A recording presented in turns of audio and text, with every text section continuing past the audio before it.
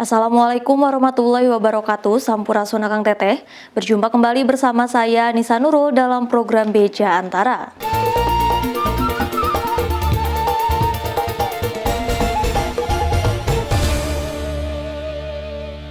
Satu orang tersangka berinisial JH 62 tahun yang diduga merupakan mafia tanah karena telah melakukan tindak pidana pemalsuan dan penyerobotan lahan seluas 300 hektar dengan lokasi yang berbeda di Kota Tarakan, Kalimantan Utara.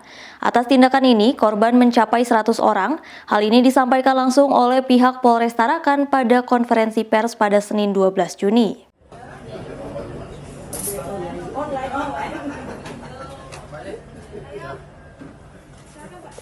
Inilah JH, tersangka yang diamankan Polres Tarakan karena melakukan tindak pidana pemalsuan tanda tangan, surat kepemilikan tanah, dan penyerobotan lahan di Kota Tarakan, Kalimantan Utara.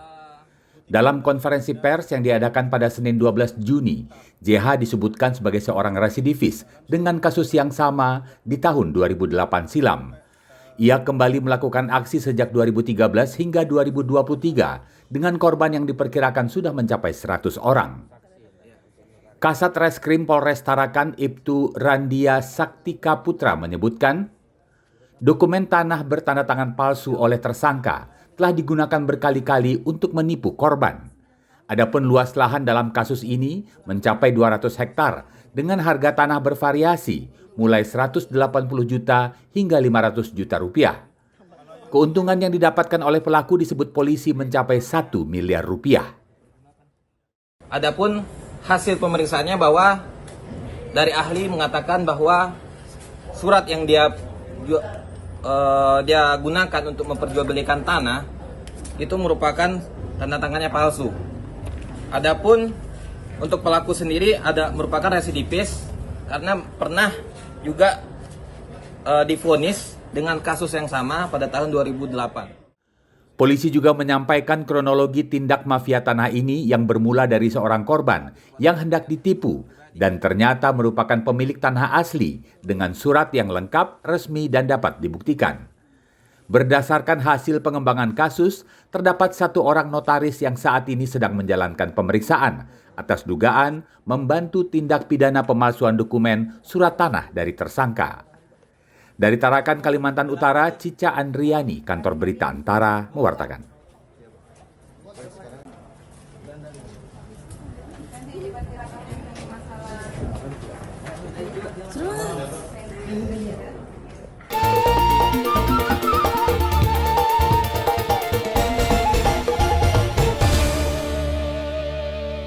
Polda Sulawesi Tengah berhasil menggagalkan peredaran narkoba jenis sabu seberat 15 kg di wilayah Kabupaten Toli-Toli, Sulawesi Tengah.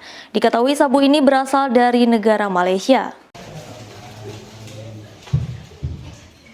Inilah narkoba jenis sabu yang berhasil diamankan oleh Polda Sulteng di Kabupaten Toli-Toli, Sulawesi Tengah. Sabu seberat 15 kg ini diketahui berasal dari Malaysia. Menurut keterangan Direktur Reserse Narkoba Polda Sulteng, AKBP Dasmin Ginting, pada Senin 12 Mei, polisi berhasil mengamankan 4 orang pelaku. Satu pelaku berinisial AS, seorang ibu rumah tangga berinisial ML, 2 orang petani berinisial MJ dan ST. Berdasarkan hasil pemeriksaan sementara, keempat pelaku terlibat dalam sindikat jaringan internasional Indonesia-Malaysia. Pelaku MJ bertugas menjemput sabu di Malaysia lewat jalur laut. Kemudian AS berperan sebagai kurir dari kapal ke darat. Dan ML, seorang ibu rumah tangga, bertugas untuk menjaga barang. Sementara ST perannya masih didalami. Polisi juga berhasil menyita barang bukti berupa handphone, 1 unit sepeda motor, dan buku rekening. Dari Palu, Sulawesi Tengah, Rangga Musabar, Kantor Berita Antara, mewartakan.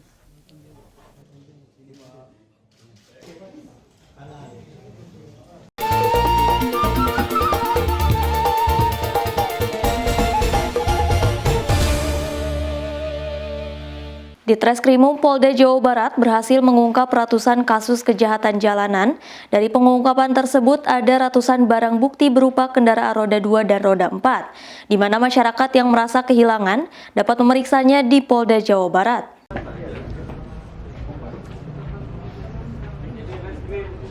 Direktorat Reserse Kriminal Umum Polda Jawa Barat telah mengungkap ratusan kasus kejahatan jalanan, mulai pencurian dengan pemberatan, pencurian dengan tindak kekerasan, pencurian kendaraan, premanisme, hingga geng motor.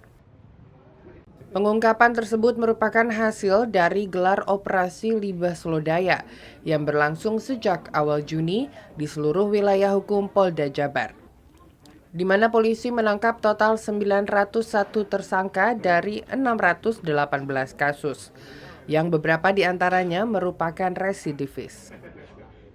Direktur Reserse Kriminal Khusus Polda Jabar, Komisaris Besar Polisi Yani Sudarto, saat menyampaikan keterangannya di Mapolda Jabar, Kota Bandung pada 13 Juni, menyatakan dari hasil pengungkapan kasus tersebut, pihaknya menyita 121 unit kendaraan roda 2, 14 unit roda 4, dan 1 unit kendaraan roda 6 atau truk. Selain ratusan ponsel hasil kejahatan yang melibatkan jaringan Jawa Tengah dan Jakarta. Terutama yang mobil-mobil ini dari Jawa Tengah ini yang pesan. Untuk sepeda motor dipasarkan di harga 2 juta sampai 4 juta tergantung kondisinya. Sedangkan mobil 20 juta sampai 40 juta. Untuk masyarakat yang pernah mengalami kehilangan sepeda motor atau mobil, Yani mempersilakan memeriksa kendaraan hasil curian yang disita Polda Jabar, tentunya dengan membawa surat laporan serta surat-surat kendaraan. Dia menyebut pemilik kendaraan-kendaraan yang hilang dapat mengambilnya tanpa dipungut biaya apapun. Dari Bandung, Jawa Barat, Mardian Syah Al-Afghani, Kantor Berita Antara, mewartakan.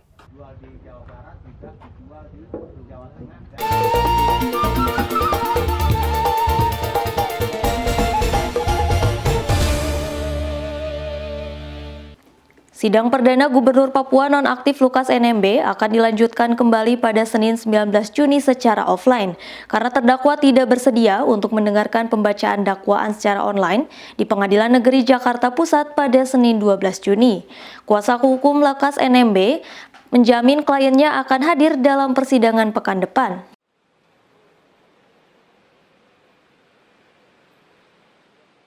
Sidang perdana Gubernur Papua nonaktif Lukas NMB yang dijadwalkan berlangsung di Pengadilan Tipikor pada Pengadilan Negeri Jakarta Pusat Senin 12 Juni ditunda.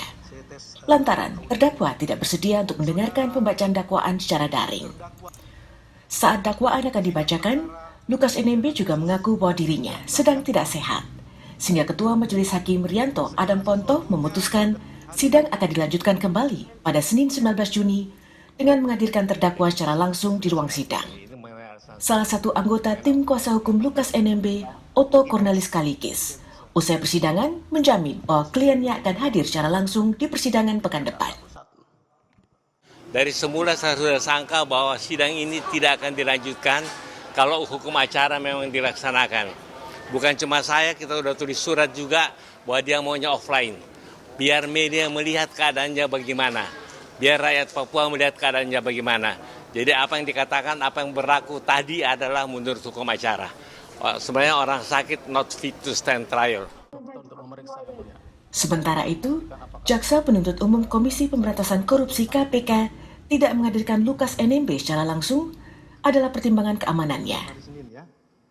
Kami pada prinsipnya tidak keberatan karena pertimbangan tadi hakim sudah sampaikan bahwa yang penting keamanan diperhatikan. Simpatisan kan kita tahu sebenarnya banyak ya simpatisannya. Jadi keamanan diperhatikan dan meminta agar sidang ini lancar sehingga kondisi keamanannya harus diutamakan lebih dahulu. Sementara itu, alasan Jaksa Penuntut Umum Komisi Pemberantasan Korupsi KPK tidak menghadirkan Lukas NMB secara langsung adalah pertimbangan keamanannya. Majelis Hakim mengabulkan permintaan terdakwa dugaan kasus suap dan gratifikasi proyek infrastruktur di Provinsi Papua senilai 46,8 miliar rupiah dari sejumlah pihak swasta ini untuk menghadiri sidang secara langsung dengan memberikan beberapa catatan. Salah satunya para simpatisan terdakwa diminta tidak membuat kegaduhan selama proses sidang berlangsung. Dari Jakarta, Putri Hanifah, Rio Faisal, Kantor Berita Antara, mewartakan. Saudara terdakwa, demikian. Sidang nyatakan selesai dan ditutup.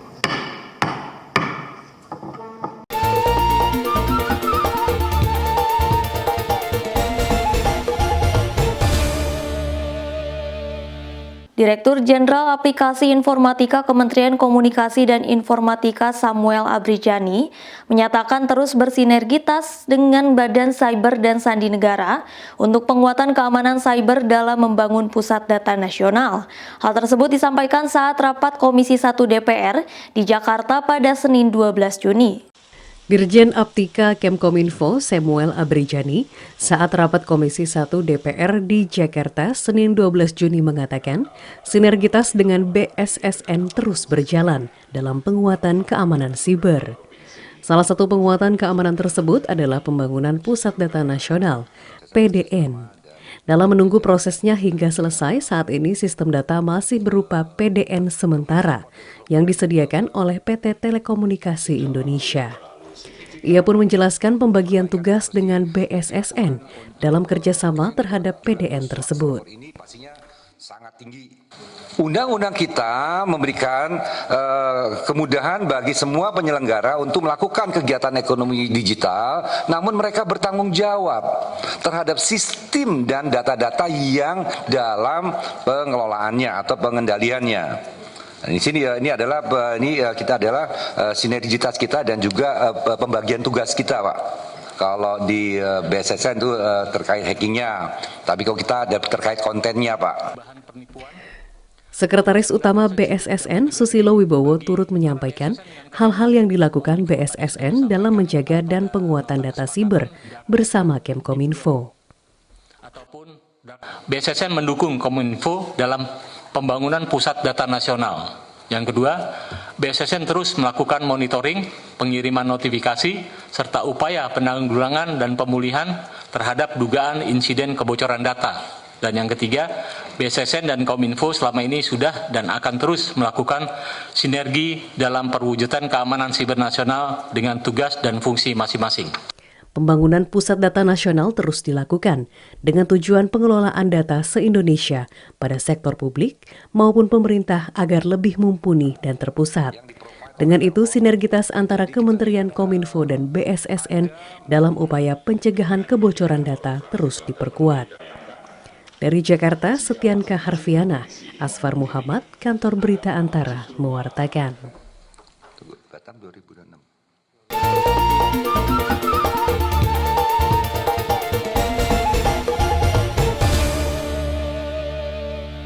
Pemerintah Indonesia melalui Badan Otorita IKN menjamin kepastian lahan bagi para investor yang hendak mengelontarkan modal untuk berinvestasi di wilayah Ibu Kota Nusantara.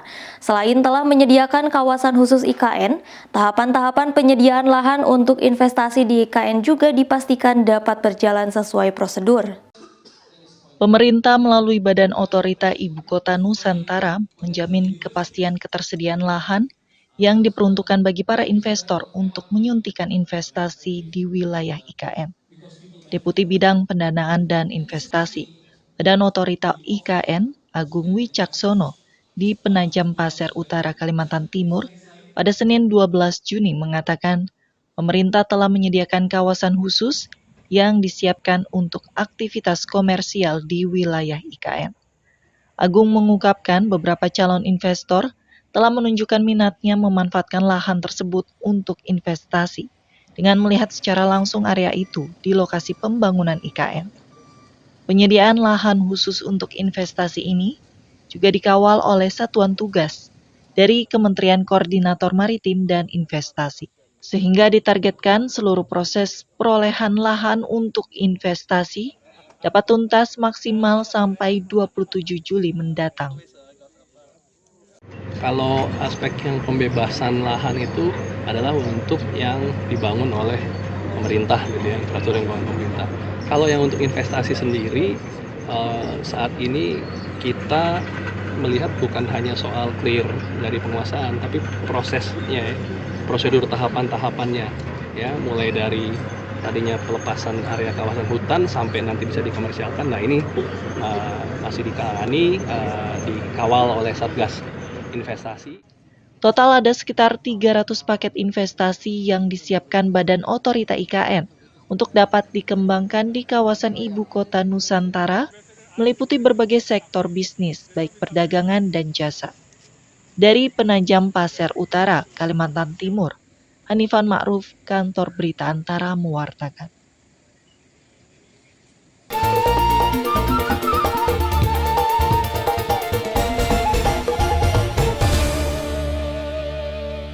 BPBD Kota Palangkaraya pada Senin 12 Juni menyebut sepanjang tahun 2023 telah terjadi sebanyak 34 peristiwa kebakaran lahan di wilayah setempat.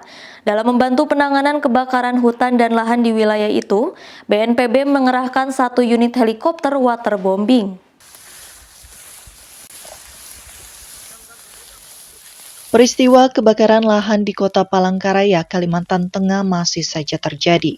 Seperti pada Minggu siang 11 Juni 2023, saat lahan seluas 1 hektar sejauh 2 km di Komplek Bengaris 11 terbakar. Guna menghindari luasan lahan terbakar, 1 unit helikopter waterbombing pun dikerahkan. Bantuan tersebut merupakan dukungan dari Badan Nasional Penanggulangan Bencana BNPB dalam penanganan kebakaran hutan dan lahan Karhutla di wilayah Kalteng, yang lokasinya tidak dapat dijangkau oleh tim darat. Kepala Pelaksana Badan Penanggulangan Bencana Daerah BPBD Kota Palangkaraya, Emi Abriani, ditemui di kantor BPBD setempat Senin 12 Juni mengatakan, dari data terbaru, total terdapat 34 kejadian kebakaran lahan di Kalteng dengan luasan lahan terbakar 22,64 hektar. Sampai dengan tanggal 11 kemarin, ini ada 34 kali. Pemadaman dengan waterbombing juga Bu ya kemarin sore? Iya betul. Kemarin sore karena letaknya ini cukup jauh masuk ke dalam di Bengaris 11 tersebut, sehingga kita minta bantuan kepada pihak BPBPK Provinsi untuk bisa menurunkan waterbombingnya. Hingga kini tim pemadam kebakaran BPBD bersama tim relawan Kota Palangkaraya terus siap siaga dan berpatroli di kawasan rawan Karhutla yang telah dipetakan. Dari Palangkaraya, Kalimantan Tengah, Redianto Tumon, Kantor Berita Antara mewartakan.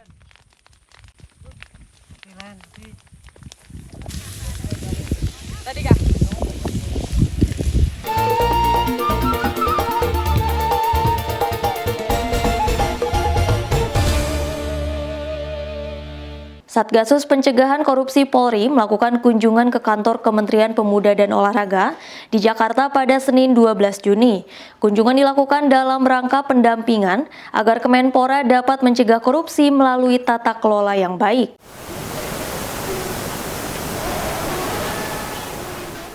Guna meningkatkan transparansi, akuntabilitas, dan integritas tata kelola Kementerian Pemuda dan Olahraga, Satgasus Pencegahan Korupsi mulai melakukan pendampingan pada Kemenpora, dengan harapan tata kelola yang baik dapat mencegah terjadinya tindak pidana korupsi.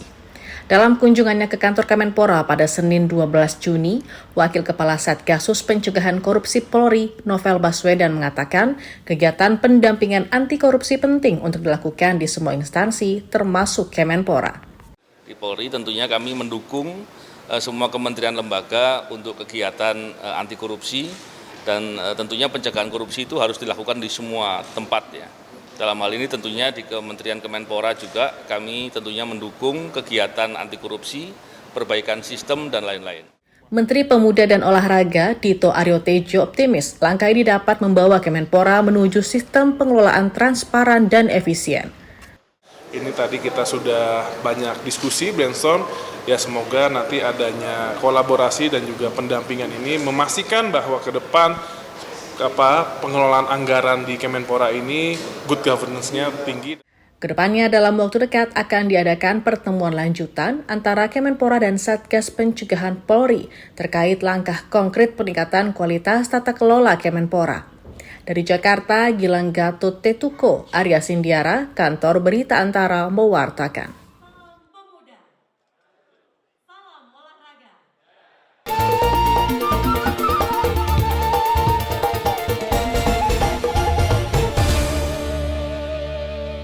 Fenomena El Nino memicu kenaikan kasus demam berdarah di Indonesia. Menyikapi hal tersebut, Kementerian Kesehatan menghimbau semua pihak untuk mewaspadai dampak dari fenomena pemanasan suhu muka laut di atas kondisi normalnya, sehingga memicu kondisi kekeringan untuk wilayah Indonesia.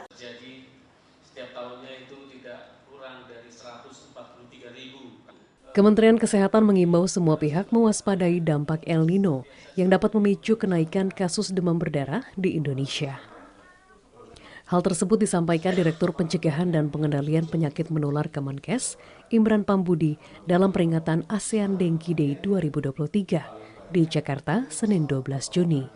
Imran mengungkapkan frekuensi gigitan nyamuk akan meningkat 3-5 kali lebih ganas ketika suhu di suatu negara mencapai di atas 35 derajat Celcius. Kondisi kekeringan akibat fenomena El Nino ini dikhawatirkan membuat air yang berada pada sebuah wadah atau genangan menjadi tempat berkembang biaknya jentik nyamuk. Di sisi lain, data kumulatif Kementerian Kesehatan hingga Minggu ke-22 tahun 2023 tercatat ada sebanyak 35.694 kasus dengue atau demam berdarah dengan 270 kematian dalam kurun waktu yang sama. Oleh sebab itu, guna mencegah kasus semakin meningkat, Imran menekankan bahwa langkah terpenting untuk mengatasi demam berdarah terletak pada upaya pencegahannya, yakni mencegah gigitan dan perkembangbiakan nyamuk atau 3M+. Kalau sekarang yang kita lakukan justru jangan sampai ada jentik-jentik nyamuk itu. Makanya bagaimana supaya tidak ada jentik, ya menguras, ya 3M itu harus selalu kita gaungkan gitu. Kemudian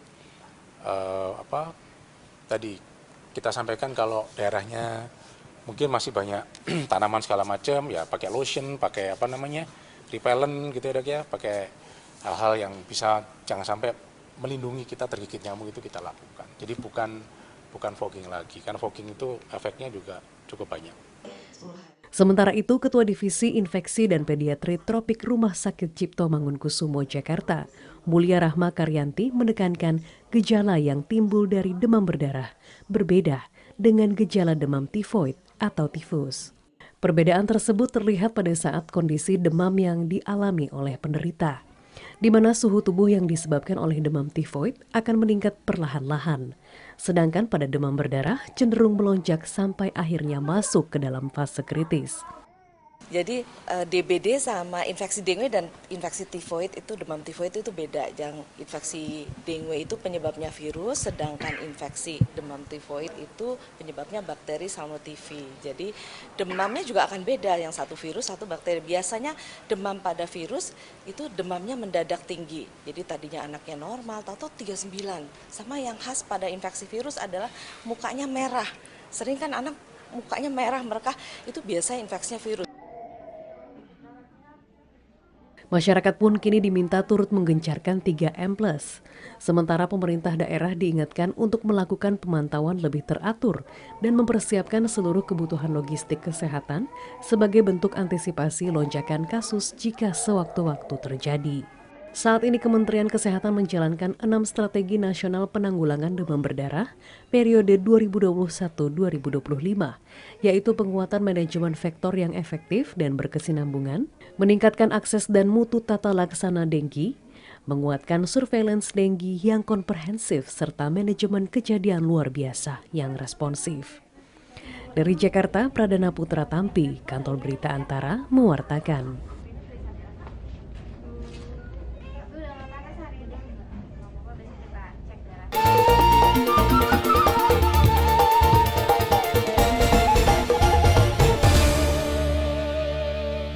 Istora Senayan Jakarta telah siap menggelar turnamen bulu tangkis Indonesia Open 2023 yang rencananya diadakan pada tanggal 13 hingga 18 Juni. Turnamen bulu tangkis Super 1000 itu juga menjadi edisi terakhir digelar di Istora Senayan sebelum dipindahkan ke tempat baru. Panitia Pelaksana Indonesia Open 2023 merampungkan persiapan menggelar turnamen bulu tangkis Super 1000 yang digelar di Istora Senayan Jakarta pada 13 hingga 18 Juni. Dalam jumpa pers Jakarta Senin 12 Juni, Ketua Panitia Pelaksana Indonesia Open 2023 Arman Darmaji menyebut persiapan Istora Senayan sudah mendekati 100%. Dia menyampaikan ada sebanyak 240 pemain bulu tangkis dari 20 negara peserta yang akan berlaga di Indonesia Open 2023 yang juga menjadi ajang mengumpulkan poin menuju Olimpiade Paris 2024. Indonesia Open 2023 kali ini juga menjadi edisi terakhir diselenggarakan di Istora Senayan sebelum nantinya dipindah ke Indoor Multifunction Arena (IMS) atau dikenal dengan Indonesia Arena pada tahun depan. Dulu Pak, kalau buat confirm atau tidak, selama stadion ready kita pasti pindah ke sana Pak. Karena dari kapasitas yang dilihat di sini, saat ini kita hanya bisa memakai kurang lebih 6.000 seat Pak. 6.000 seat kapasitas dari 7.000 yang ada. Dikarenakan 1.000 itu kita pakai untuk keperluan FOH Pak. Jadi adanya kamera, kemudian adanya bagian perangkat pertandingan yang harus ada disiapkan tepat, sehingga mengurangi kurang lebih 1.000 seat. Nah, dengan adanya stadion multifungsi yang baru, kita harapkan kita bisa pindah ke sana. Arman Darmaji menambahkan antusiasme penikmat bulu tangkis menyaksikan Indonesia Open 2023 tinggi. Hal itu terlihat dari penjualan tiket daring yang telah habis. Namun dia mengatakan panitia masih menyediakan kuota hingga 600 tiket setiap harinya bagi penonton yang dapat dibeli langsung di lokasi. Dari Jakarta, Yogi Rahman, Kantor Berita Antara, mewartakan.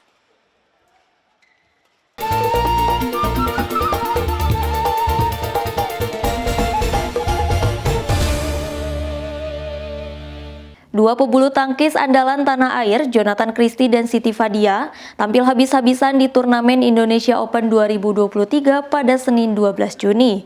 Keduanya berharap dapat memberikan hasil terbaik saat tampil di hadapan publik sendiri. Turnamen bulu tangkis bergengsi Indonesia Open 2023 siap digelar di Istora Senayan, Jakarta pada 13 hingga 18 Juni 2023. Turnamen Super 1000 tersebut menjadi ajang bagi para atlet bulu tangkis untuk mengumpulkan poin menuju Olimpiade Paris 2024. Menanggapi hal tersebut, dua pebulu tangkis andalan tanah air Jonathan Christie dan Siti Fadia Silva Ramadanti dalam jumpa pers di Jakarta Senin 12 Juni bertekad tampil maksimal saat berlaga di Indonesia Open 2023. Terlebih bagi Jonathan Christie alias Jojo yang sebelumnya menjadi juara Indonesia Masters 2023 di Istora Senayan awal tahun ini.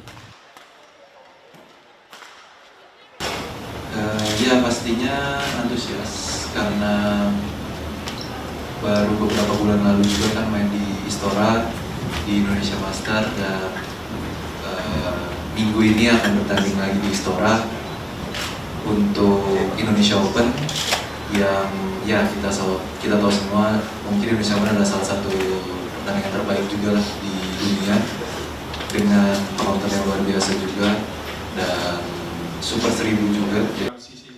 Sementara itu, Siti Fadia yang akan turun dalam nomor ganda putri menyebut peta persaingan pada Indonesia Open 2023 dipastikan akan berlangsung ketat. Harapannya bisa jadi juara karena di rumah sendiri banyak yang support dan kalau kekuatan ganda putri pasti merata, apalagi ini race Olimpik, jadi semuanya benar-benar siap dan mau menang semuanya. Jonathan Christie yang masuk unggulan ke-6 dalam nomor tunggal putra akan menghadapi Kanta Tsuneyama dari Jepang pada babak pertama. Sedangkan Siti Fadia yang berpasangan dengan Apriani Rahayu akan melawan ganda putri Jerman, Linda Evler dan Isabel Lohau. Dari Jakarta, Yogi Rahman, Kantor Berita Antara mewartakan.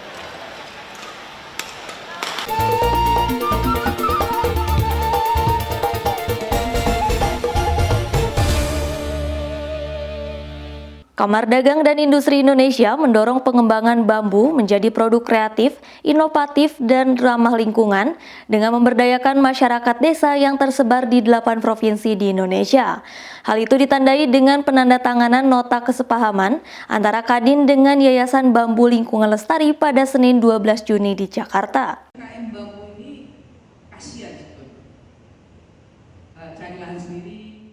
Kamar Dagang dan Industri Indonesia Kadin mendorong pengembangan bambu menjadi produk kreatif, inovatif, dan ramah lingkungan. Untuk itu, pihak Kadin bersama Yayasan Bambu Lingkungan Lestari melakukan penandatanganan nota kesepahaman Senin 12 Juni di Jakarta. Melalui kesepakatan tersebut, selanjutnya akan dilakukan pemberdayaan masyarakat di 286 desa yang tersebar di 8 provinsi. Kepala Badan Pemberdayaan Ekonomi Kerakyatan Kadin Indonesia, Bambang Brojonegoro mengatakan, pengembangan produk bambu sesuai dengan upaya pemerintah Indonesia dalam mencapai target penggunaan energi terbarukan dan dekarbonisasi. Selain itu, bambu juga berpotensi memiliki nilai ekonomi besar yang pengolahannya dapat dilakukan swasembada oleh masyarakat dengan produk turunan yang beragam. Kita intinya ingin manfaatkan bambu sebagai upaya untuk menciptakan keseimbangan antara keberlanjutan secara ekonomi, keberlanjutan secara sosial karena melibatkan masyarakat, dan keberlanjutan secara lingkungan. Ya. Jadi bambu ini punya kelebihan. 3 jenis keberlanjutan ini bisa dilakukan bersama-sama serentak. Lebih lanjut, Bambang berharap hadirnya program tersebut menjadi acuan pemberdayaan ekonomi kerakyatan yang berkelanjutan. Edukasi dan pemahaman potensi bambu diharapkan dapat menjadi nilai tambah potensi ekonomi yang dapat dimanfaatkan oleh masyarakat. Dari Jakarta, Erlangga Bregas Prakoso, Kantor Berita Antara mewartakan.